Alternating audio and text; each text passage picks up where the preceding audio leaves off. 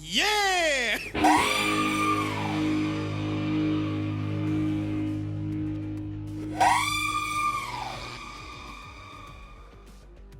Back on the bench with Noisy Boy FPV. Welcome back, guys.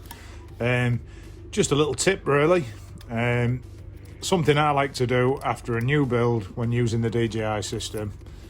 I should be okay with this one now. I've got a cap up front with the FETEX spike arrestor. I've got a cap in the rear, and I've gone a little bit belt and braces, and I've got a PCB mounted XT60 50 volt 330. I think it's 330, 480 kV microfarad capacitor on the plug.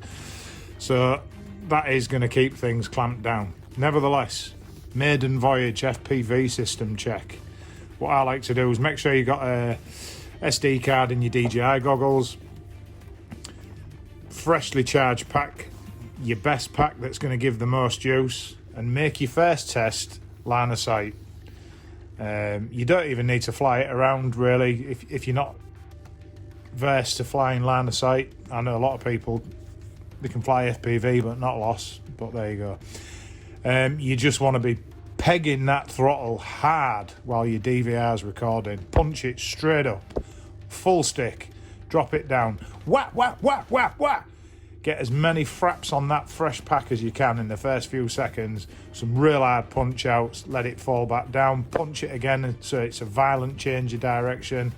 Land, disarm, pull your LiPo, and then view over your DVR footage in your goggles. You can just pull them down on your head, flip through the menu, play back DVR, and what you're looking for is any blockiness or video freezes.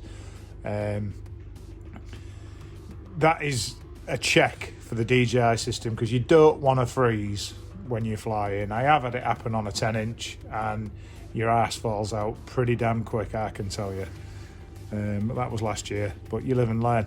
So you sort of try to adopt techniques to test your FPV system sort of reliance before you start trekking away from yourself and power looping over the tops of trees and so on and so forth, or dropping it in a river because you've had your DJI system freeze on you. I've yet to have an issue with the Vista, but nevertheless, I still err on the side of caution, because, you know, you're running 6S, the voltage spikes can be triple, 4 times even the LiPo current voltage, so it is a real issue. So it's just something to check out for. That's just a little tip. It's just a little technique that I use for testing the FPV system before I start flying around. So yeah, just thought I'd share that little tip with you guys. Noisy Boy, signing out. Yeah!